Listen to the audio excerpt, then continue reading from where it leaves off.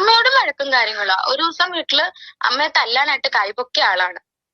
ഇത് ഇപ്പൊ തുടങ്ങിയ പ്രശ്നങ്ങളല്ല ബ്രോ, കുറെ നാളായിട്ട് പ്രശ്നങ്ങളുണ്ട്. പിന്നെ ആരും സ്വന്തം നെഗറ്റീവ്സ് ആയിട്ട് സോഷ്യൽ മീഡിയയിൽ ഇടത്തില്ലല്ലോ, അവരെ ന്യായീകരിച്ചല്ലേ ഇടൂ. അപ്പൊ അവന്റെ നല്ല സൈഡ് മാത്രം കാണിച്ചുകൊണ്ട് പോകും. എന്നിട്ട് വീട്ടിൽ വന്നിട്ട് പ്രശ്നങ്ങളും കാര്യങ്ങളും ഈ സോഷ്യൽ മീഡിയയിൽ അവൻ കാണുന്ന അവനെ അല്ല, ഈ പറയുന്ന വൃത്തിയുടെ കാര്യത്തിലാണെങ്കിൽ പോലും പേഴ്സണൽ ഹൈജീൻ പോലും ഇല്ലാത്തൊരു വ്യക്തിയാണ് ഈ സാനിറ്റൈസറും കൊണ്ട് നടക്കുന്ന ഒരാള്. എനിക്ക് പേടിയാണ്, വീട്ടിൽ വന്ന് കൊന്നിടുവോ എന്നുള്ള പേടിവരുണ്ട്. പ്രശ്നേഷിന്റെ സഹോദരിയുടെ വോയിസ് ആണ് നിങ്ങൾ കേൾക്കുന്നത്. എന്റെ പൊന്നു മക്കൾ, ഈ പ്രശ്നേഷ് എന്ന് പറയുന്ന ആള് അതാണെന്ന് ഇപ്പൊ മനസ്സിലായി. ഭൂലോക ഫ്രോഡ്. അവന്റെ വീഡിയോസ് കാണുമ്പോൾ തന്നെ നമ്മൾ പറഞ്ഞ കാര്യങ്ങളാണ്. ഇവൻ ആളുകളെ കാണിച്ചു കൂട്ടാൻ വേണ്ടിയിട്ടാണ് ഈ ഓവർ വൃത്തിയുടെ കാര്യങ്ങൾ കാണിച്ചു കൂട്ടുന്നത്. സ്വന്തം വീട്ടില് ചിലപ്പോ അപ്പിട്ട് ചന്തി പോലും കഴുകില്ല എന്ന രീതിയിലുള്ള ആളാന്ന് പറഞ്ഞാൽ അത്രക്ക് അതാണെന്നാ പറയുന്നത്. അതായത് ഒരു വൃത്തിയില്ല, നമ്മളെ മുന്നിൽ വെറുതെ കാണിച്ചു കൂട്ടുകയാണെന്നുള്ളത്. കുറെ എണ്ണം ഉണ്ട് ഇങ്ങനെ കുറെ മാന്യന്മാരാണെന്ന് പറഞ്ഞ് നടക്കുന്നത്. കണ്ടന്റിന് വേണ്ടി ഓരോ ഊളത്തരങ്ങള് കാണിച്ചുകൊണ്ടിരിക്കുക എന്നുള്ളത്. അവൻ ചെയ്യുന്ന നല്ല കാര്യങ്ങൾ നമ്മളെല്ലാവരും നല്ലതെന്ന് പറഞ്ഞിട്ടുള്ളത്. പക്ഷെ പൊട്ടത്തരങ്ങൾ കാണിക്കുമ്പോൾ പൊട്ടത്തരം തന്നെ പറയും. സ്വന്തം അമ്മയെ പൊന്നുപോലെ നോക്കും. അച്ഛൻ കള്ള് കുടിച്ച് ഒഴിവാക്കി പോയി, അച്ഛൻ അമ്മയെ ഒരുപാട് തല്ലി, അമ്മയെ എനിക്ക് രാജകുമാരിയെ പോലെ വളർത്തണം എന്നൊക്കെ പറഞ്ഞ ആ നാറി സ്വന്തം അമ്മയെ പോലും തല്ലാൻ പോലും കയ്യോങ്ങിയവനാണ്. അത് കൂടാതെ ഇപ്പത്തെ 2 ദിവസം മുമ്പാണ് ആ വീട്ടിലൊക്കെ ആൾക്കാരൊക്കെ വന്ന് ആകെ പ്രശ്നമായത് അല്ലേ. ഇപ്പൊ നിങ്ങളൊരു വീഡിയോ കണ്ടിട്ടുണ്ടാവും, പ്രശ്നേഷിന്റെ വീഡിയോ ഞാൻ കാണിച്ചുതരാം. അതിനുശേഷം ഇവന്റെ പെങ്ങൾ പറയുന്ന കുറെ ഞെട്ടിക്കുന്ന സത്യങ്ങളുണ്ട്. അമ്മക്ക് പേടിയാണ് അവൻ കൊല്ലുമെന്ന് എന്നൊക്കെ പറയുന്നത്. എങ്ങനെയുണ്ട്? അപ്പൊ പ്രശ്നേഷ് ഒരു ഭൂലോക ഫ്രോഡാണെന്ന് ഇപ്പൊ മനസ്സിലായല്ലോ. സ്വന്തം പെങ്ങളാണ് പറയുന്നത്, നാട്ടുകാരൊന്നുമല്ല. നാട്ടുകാർ പറയുന്നത് വേറെയുണ്ട്. ഇവനൊരു വീഡിയോ ഇട്ടിട്ട് ആ വീഡിയോയിൽ അവന്റെ പെങ്ങളെ കുറിച്ചിട്ട് കുറച്ച് കാര്യങ്ങൾ പറയുന്നത് ഒരു ആങ്ങളെ ഒരിക്കലും പറയാൻ പാടില്ലാത്തത്. അതൊന്ന് കാണാദ്യം. 7.5 മാസത്തിൽ ചവിട്ടി പ്രസവിപ്പിച്ച് അച്ഛനോട് പറയാനുള്ള എന്താന്ന് വെച്ച് കഴിഞ്ഞാൽ, അച്ഛൻ പുറത്ത് പൈസയും കൊടുത്തിട്ട് ആളെ വെച്ചിട്ട് നടക്കാഞ്ഞ കാര്യങ്ങളാണ് കഴിഞ്ഞൊരു രാത്രി കൊണ്ട് ഫ്രീ ആയിട്ട് എന്റെ അമ്മ ചെയ്ത് കാണിച്ചത്. അനിയത്തി ഡിഗ്രി കഴിഞ്ഞപ്പോഴത്തേക്കും എന്റെ കൂടെ ഗ്രീൻ ഹൗസിൽ വരുന്നെന്ന് പറഞ്ഞു. ഞാൻ പറഞ്ഞു ഓക്കെ, നീ വരുന്നെങ്കിൽ വന്നു. ഇതിനകത്തുനിന്ന് ഞാൻ സോഷ്യൽ മീഡിയയുടെ കാര്യങ്ങളും സോഷ്യൽ മീഡിയയിൽ എങ്ങനെയാണ് നമ്മുടെ കാര്യങ്ങൾ സംസാരിക്കാനുള്ള കോൺഫിഡൻസ് ഉണ്ടാക്കേണ്ടതെന്നൊക്കെ പഠിപ്പിച്ചു തരാന്ന് പറഞ്ഞു. അതൊക്കെ ഞാൻ പ്രോപ്പർ ആയിട്ട് തന്നെ സെറ്റ് ചെയ്തു. പഠിക്കാനും പോകാണ്ട് പണിയെടുക്കാണ്ട് വീട്ടിൽ കുത്തിയിരുന്ന് അപ്പുറത്തും ഇപ്പുറത്തൊക്കെ ഉള്ള ബോയ്സിനെ ഫോൺ വിളിച്ചിരുന്ന അനിയത്തിയെടുക്ക് ഞാൻ പറഞ്ഞു, ഇവിടെ ഇങ്ങനെ ഇരുന്നിട്ട് കാര്യമൊന്നുമില്ല, നിനക്ക് ഇഷ്ടമുള്ള കാര്യങ്ങൾ ചെയ്തോ, പക്ഷെ അതിന്റെ കൂട്ടത്തിൽ നിന്റെ കാലിൽ നിന്നിട്ട് വേണം നീ ഓരോ കാര്യങ്ങൾ ചെയ്യാൻ. അതായത് സ്വന്തം കാലിൽ നിൽക്കാൻ ആദ്യം പഠിക്കുക, അല്ലെന്നുണ്ടെങ്കിൽ ജീവിതത്തിൽ രക്ഷപ്പെടാൻ പോകില്ല എന്ന് പറഞ്ഞപ്പോഴത്തേക്കും ഞാൻ അനിയത്തിയെ കണ്ടുകൂടാത്തവനായി, ഞാനിപ്പോൾ അമ്മയെ കണ്ടുകൂടാത്തവനായി, അതുപോലെ അമ്മയ്ക്ക് ഞാൻ പ്രശ്നേഷായി, ഞാൻ എന്റെ ഭാര്യയെ കല്യാണം കഴിച്ചോടുകൂടി മാറിപ്പോയി. പണ്ട് എന്റെ അച്ഛൻ ഒരു എക്സ്ട്രാ മാരിറ്റൽ അഫെയർ തുടങ്ങിയ സമയത്ത് എന്റെ അമ്മയ്ക്ക് ഒരുപാട് ബുദ്ധിമുട്ടായ സമയത്ത് അമ്മ എന്തൊക്കെ സംസാരിച്ചു ഇതിനെങ്ങനെയും ഒരു സൊല്യൂഷൻ കണ്ടെത്താനായിട്ട്. അങ്ങനെയാണ് ഞാൻ അച്ഛന്റെ കാര്യത്തിൽ ഇടപെട്ട് കാര്യങ്ങളൊക്കെ ഡീൽ ചെയ്യാൻ നോക്കി. അങ്ങനെയാണ് അച്ഛൻ കാളാത്തെന്ന് പറയുന്ന സ്ഥലത്ത് നിന്ന് ഒരു ഗുണ്ടയും കൊണ്ട് വീട്ടിലോട്ട് വന്നത്. പക്ഷെ അന്ന് ഞാൻ കുറച്ചുകൂടെ കണ്ണിങ് ആയതുകൊണ്ടും അച്ഛനുമായിട്ട് ഭയങ്കര ഇമോഷണൽ ബോണ്ട് അല്ലാത്തതുകൊണ്ടും എന്റെ ആരോഗ്യം നോക്കി നിന്നു. അന്ന് അടിയൊന്നും കിട്ടാണ്ട് രക്ഷപ്പെട്ടു. പക്ഷെ അമ്മയെടുക്കൽ എനിക്കൊരു ഇമോഷണൽ കണക്ഷൻ കൂടുതലായതുകൊണ്ട് കഴിഞ്ഞ ദിവസം അമ്മയും അനിയത്തിയും കൂടെ എന്നെ വീട്ടിലോട്ട് വിളിച്ചിട്ട് അവിടുന്ന് ആളെയൊക്കെ ഒച്ച വെച്ച് കൂട്ടി അങ്ങനെ അപ്പുറത്തും ഇപ്പുറത്തുള്ള ഗുണ്ടന്മാരും ഗുണ്ടികളൊക്കെ കൂടെ നല്ല രീതിയിൽ ഞങ്ങളെ കയ്യേറ്റം ചെയ്ത് വണ്ടിയൊക്കെ അടിച്ചു പൊളിക്കാനൊക്കെ നോക്കി. അങ്ങനെ സത്യം പറഞ്ഞാൽ ഇപ്പം വീട്ടിലോട്ടൊന്ന് കയറാൻ പറ്റാത്ത അവസ്ഥയാണ്. എനിക്കിപ്പോ വീടുമില്ല, കൂടുമില്ല, സ്വന്തക്കാരും ബന്ധുക്കാരും ആരുമില്ല. നന്നായി, വളരെ നന്നായി. സ്വന്തം പെങ്ങൾക്ക് നാട്ടിലുള്ള ആണുങ്ങളെ വിളിച്ചിട്ട് കോള് സൊള്ളലാണ് പരിപാടി.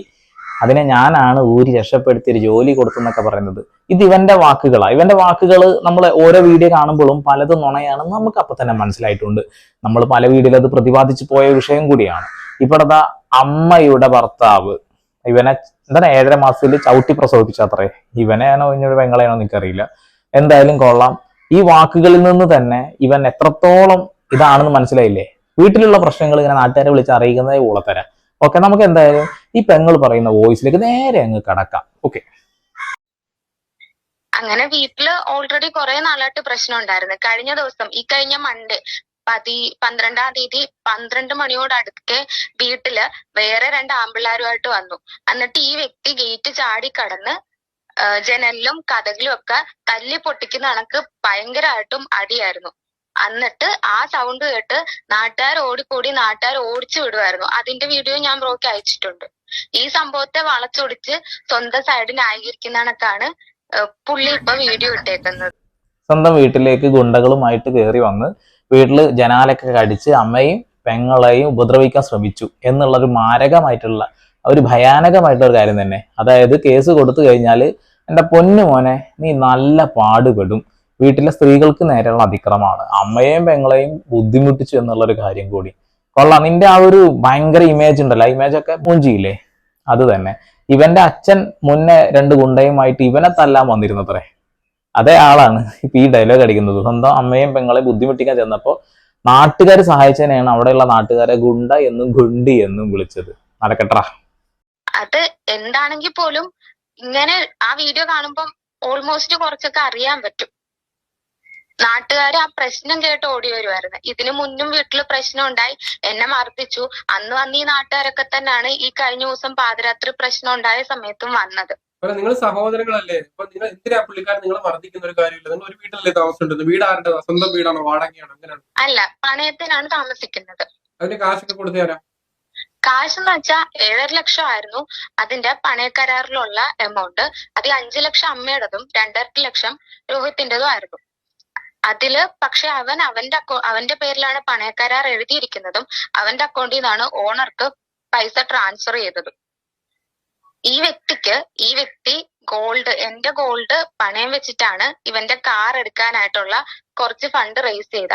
അപ്പൊ ഇവന്റെ ഭാര്യയുടെ കൂടെ വെളിയിൽ പോകാനായിട്ട്, സ്പൗസ് വിസയ്ക്ക് വെളിയിൽ പോകാനായിട്ട് നിൽക്കുന്നതുകൊണ്ട് ആ സമയത്തേക്കും ഓണർ ഈ പൈസ തരുമോ ഇല്ലയോ എന്നൊന്നും അവൻ അറിയില്ല. അതുകൊണ്ട് എന്റെ ഗോൾഡ് അവന് വിൽക്കണമെന്നും പറഞ്ഞ് ഇതിനു മുന്നേ ഏപ്രിൽ മാസം 3-ാം തീയതി പ്രശ്നം ഉണ്ടാക്കുകയും എന്നെ മർദ്ദിക്കുകയും ചെയ്തായിരുന്നു. പെങ്ങളെ മർദ്ദിച്ചിട്ടുണ്ടായിരുന്നു എന്നുള്ളതാ.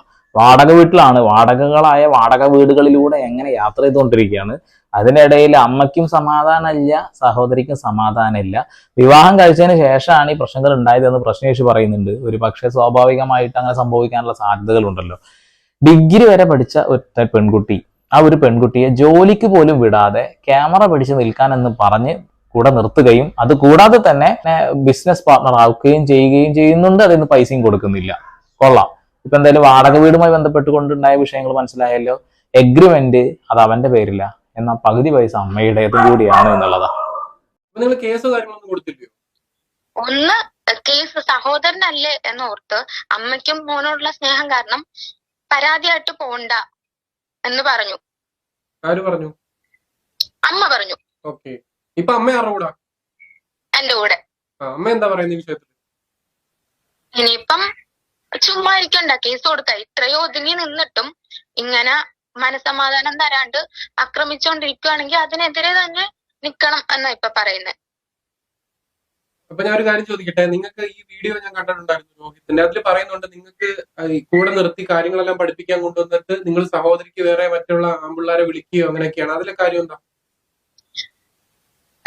ബ്രോ, ഈ വ്യക്തി എനിക്ക് ഡിഗ്രി കഴിഞ്ഞ സമയത്ത് ഈ വ്യക്തിയുടെ കൂടെ വീഡിയോ എടുത്തു കൊടുക്കാൻ ആള് വേണം എന്ന് പറഞ്ഞ് എന്നെ നിർബന്ധിച്ചുകൊണ്ടാണ് ഈ വ്യക്തിയുടെ കൂടെ കൊണ്ടുപോയത്. അതും ഇവൻ പറയാത്തൊരു കാര്യമുണ്ട്. ഇവന്റെ കമ്പനിയിൽ എനിക്ക് ജോലിയാണെന്നാ പറഞ്ഞേക്കുന്നത്. ഇവൻ പ്രൈവറ്റ് ലിമിറ്റഡ് ആക്കി കമ്പനി സ്റ്റാർട്ട് ചെയ്തപ്പോ ഇവന് പാർട്ട്ണറിനെ വേണമെന്നും പറഞ്ഞ് 10,000 രൂപ എന്തോ ആയിരുന്നു ക്യാപിറ്റൽ വേണ്ടേ. ഈ 3,000 രൂപ എന്റെ അടുത്തുനിന്ന് വാങ്ങിച്ച് എന്നെ ഒഫീഷ്യൽ പാർട്ട്ണർ ആക്കിയ ആളാണ് ഇയാള്. ഇന്നേ വരെ 1 രൂപ ഡിവിഡന്റ് ആയിട്ടോ പ്രോഫിറ്റിന്റെ വിഹിതമായിട്ടോ തന്നിട്ടില്ല. ഇത് ഞങ്ങൾ ആരും ചോദിച്ചിട്ടുമില്ല. പക്ഷെ കഴിക്കുന്നതിന് വരെ കണക്ക് പറഞ്ഞ് പ്രശ്നങ്ങൾ വഷളാക്കിയ സമയത്ത് ഞാൻ ഈ കാര്യം മെൻഷൻ ചെയ്തായിരുന്നു. അത് കഴിഞ്ഞ് എന്നെ ഉപദ്രവിച്ചു കഴിഞ്ഞ് ഇടയ്ക്കിടയ്ക്ക് വന്ന് പ്രശ്നം ഉണ്ടാക്കിയപ്പോ ഞങ്ങള് പോലീസ് സ്റ്റേഷനിൽ പോവുകയും ഒത്തുതീർപ്പാക്കണം എന്നുള്ള രീതിക്ക് പോലീസ് സ്റ്റേഷനിൽ പോയി. അന്ന് കേസായിട്ടൊന്നും അല്ല പോയത്. അവിടെ കൊടുത്ത പരാതിയുടെ ഫോട്ടോ എന്റെ കയ്യിൽ ഇരിപ്പുണ്ട്. നല്ല അടിപൊളി ഊളയാണല്ലോടോ ഇവൻ. Prashnesh Kumaran green house cleaning. ആദ്യം സ്വന്തം മനസ്സൊന്ന് ക്ലീൻ ആക്ക്, എന്നതിന് ശേഷം നീ നാട്ടുകാരെ ഉണ്ടാക്കാൻ വേണ്ടിയിട്ട് വീഡിയോസ് ഇട്ട് ഇറങ്ങണം കേട്ടോ. ഇവന് മിക്കവാറും വീട്ടിൽ നിന്ന് തന്നെ ഇങ്ങനെ തല്ല് കിട്ടുന്നത് ഞാൻ പ്രതീക്ഷിച്ചതാ. അതെന്താ വെച്ചിട്ടുണ്ടെങ്കിൽ ഓവർ ആറ്റിറ്റ്യൂഡ്. എന്താ സാനിറ്റൈസറിൽ കുളിക്കല്ലായിരുന്നു അവന്റെ പണി. എന്തൊക്കെയായിരുന്നു കാട്ടിക്കൂട്ടിയിരുന്നത്. വൃത്തി, അത് ഇത്, തേങ്ങാക്കൊല, മാങ്ങാത്തൊലി. ഇപ്പൊ നല്ല ഫേമസ് ആയി, അത്യാവശ്യം നെഗറ്റീവായി. ഇപ്പൊ ഈ ഒരു വീഡിയോയോട് കൂടിയിട്ട് നെഗറ്റീവിന്റെ അങ്ങേയറ്റായി. ഇനി അങ്ങ് വെച്ചടി കയറ്റായിരിക്കും. എന്തായാലും പെങ്ങളെ ബിസിനസ് പാർട്ണർ ആക്കിയിട്ട് പെങ്ങളെ പറ്റിച്ചിട്ടുണ്ട്, പെങ്ങളെ തല്ലിയിട്ടുണ്ട്, സ്വന്തം അമ്മയെ തല്ലാൻ കൈ ഓങ്ങിയിട്ടുണ്ട്. വെൽ ഡൺ, കീപ് ഗോയിങ് മാൻ, കീപ് ഗോയിങ്. ഒത്തുതീർപ്പാക്കണം എന്നുള്ള രീതിക്ക് ജനമൈത്രി പോലീസ് സ്റ്റേഷനിൽ പോയി. അപ്പൊ ഒത്തുതീർപ്പാക്കിയപ്പം പണയക്കരാറ് അമ്മയുടെ പേരിലോട്ട്. ഓൾറെഡി ഈ വ്യക്തി എന്റെ ഗോൾഡിന്ന് ഈ 2.5 ലക്ഷത്തിന് വേണ്ടിയിട്ടുള്ളത് വിറ്റു. അതിനെക്കാട്ടി കൂടുതൽ എമൗണ്ട് ഗോൾഡ് വിറ്റിട്ട് ബാക്കി ഗോൾഡ് കസ്റ്റഡിയിൽ വെച്ചിട്ട് തന്നിട്ടും ഇല്ലായിരുന്നു. അപ്പൊ പണയക്കരാറും മാറ്റി അവിടെ പോയപ്പോഴത്തേക്കും അവര് അവരുടെ നിർദ്ദേശപ്രകാരം പണയക്കരാർ അമ്മയുടെ പേരിലോട്ട് മാറ്റി എന്റെ ബാക്കി ഗോൾഡ് വന്നു. അപ്പൊ എന്റെ പേരിലുണ്ടായിരുന്ന ഈ വ്യക്തിയുടെ സ്ഥാപനത്തിന്റെ ഷെയർ ഞാൻ ഇന്നേ വരെയുള്ള പ്രോഫിറ്റിന്റെ ഒന്നും വാങ്ങാണ്ട് ഞാൻ കൊടുത്ത ക്യാപിറ്റൽ ഇൻവെസ്റ്റ് ചെയ്ത എമൗണ്ട് എനിക്ക് തിരിച്ചു തന്നു 3000 രൂപ. അവിടെ വെച്ച് തന്നെ ഞാൻ അതും ഒപ്പിട്ട് കൊടുത്തു. പ്രശ്നം അവിടെ വെച്ച് സോൾവ് ആയി എന്നാണ് ഞങ്ങൾ വിചാരിച്ചത്. അത് കഴിഞ്ഞും ഇടയ്ക്കിടയ്ക്ക് വീട്ടിൽ വന്ന് അമ്മയെ കുത്തുവാക്കുകൾ പറഞ്ഞും ഇടയ്ക്ക് വന്ന് പ്രശ്നങ്ങൾ ക്രിയേറ്റ് ചെയ്തും പോകും. ഇത് കഴിഞ്ഞിപ്പോ സഹികെട്ട് ഈ മൺഡേ വന്ന് 12-ാം തീയതി രാത്രി 12 മണിയോട് അടുക്കെ വന്ന് പ്രശ്നം, അതും പൂട്ടിയിട്ടിരുന്ന ഗേറ്റ് ചാടി കടന്നു വന്നാണ് ബ്രോ പ്രശ്നം മൊത്തം ഉണ്ടാക്കിയത്. അല്ല, ഏപ്രിൽ മാസം 3-ാം തീയതി വീട്ടിൽ പ്രശ്നം ഉണ്ടാക്കിയിട്ട് കറക്റ്റ് 6-ാം തീയതി വൈകുന്നേരം ഈ വ്യക്തിയുടെ ഭാര്യയുടെ വീട്ടിലോട്ട് മാറിയായിരുന്നു.